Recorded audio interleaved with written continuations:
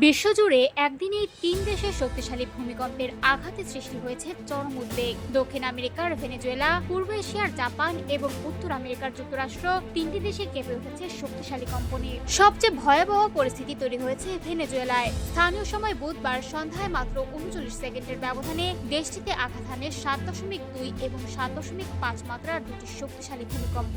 রাজধানী কারাকাস সহ বিভিন্ন অঞ্চলে একের পর এক ভবন ধসে পড়ার খবর পাওয়া গেছে। ট্রুহিলো, কারাবোবো, মিরান্ডা ও লা গুয়াইরা রাজ্যে ব্যাপক ক্ষয়ক্ষতির আশঙ্কা করা হচ্ছে। মার্কিন ভূতাত্ত্বিক জরিপ সংস্থা ইউএসজিএস সতর্ক করে জানিয়েছে, এই ভূমিকম্পে প্রাণহানি কয়েক হাজার ছাড়িয়ে যেতে পারে। ক্ষতিগ্রস্ত এলাকায় অনেক ভবন দুর্বল নির্মাণ সামগ্রী দিয়ে তৈরি হওয়ায় ধ্বংসযজ্ঞ আরো ভয়াবহ হতে পারে বলে আশঙ্কা করা হচ্ছে। পরিস্থিতি মোকাবেলায় জরুরি অবস্থা ঘোষণা করেছে দেশটির সরকার। বন্ধ করে দেওয়া হয়েছে আন্তর্জাতিক বিমানবন্দর, স্থগিত করা হয়েছে স্কুল, মেট্রো ও রেল সেবা। এদিকে জাপানের উত্তর পূর্বাঞ্চলেও আঘাত এনেছে ৬.৯ মাত্রার শক্তিশালী ভূমিকম্প। তবে স্বস্তির খবর হলো, এখন পর্যন্ত বড় ধরনের ক্ষয়ক্ষতি কিংবা হতাহতের কোনো তথ্য পাওয়া যায়নি। সুনামির ঝুঁকিও নেই বলে জানিয়েছে কর্তৃপক্ষ। তবুও সতর্কতামূলক ব্যবস্থা হিসেবে বুলেট ট্রেন চলাচল সাময়িকভাবে বন্ধ রাখা হয়েছে।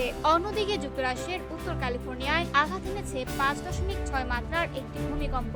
রেডউড ভ্যালিকে কেন্দ্র করে হওয়া এই কম্পন দূরবর্তী এলাকাতেও অনুভূত হয়েছে।